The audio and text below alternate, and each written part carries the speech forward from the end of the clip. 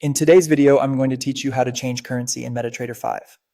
If you want to view or trade a different currency pair inside MetaTrader 5, the process is very simple once you know where to look. In this walkthrough, I'll show you how to make that change by adding the currency pair you want and opening it on a chart. To begin, open the MetaTrader 5 platform.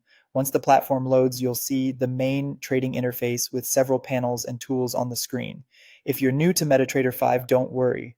The layout can look a little busy at first, but for this task, we'll only be using the panel on the left side.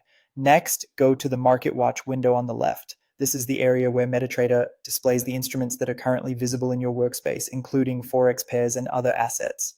If the currency pair you want is not already listed there, you'll need to add it manually. Now, right-click anywhere inside the Market Watch window and select Symbols. This opens the Symbols menu, which is where MetaTrader 5 organizes all available trading instruments into categories and folders.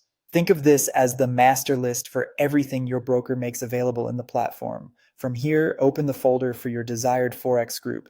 Inside that folder, find the currency pair you want to use, then select it and click Show. This tells MetaTrader to display that pair in your Market Watch list. If you're not sure which folder to open, look for one labeled for forex or major currency pairs. Also, take a moment to confirm that you've chosen the correct pair, especially if several similar symbols appear. Once you click Show, the currency pair will appear in your Market Watch list. At that point, simply double-click on it to open a new chart. This lets you immediately view price movement for that pair and begin analyzing it in the main chart area. That's all it takes to change the currency you're viewing in MetaTrader 5.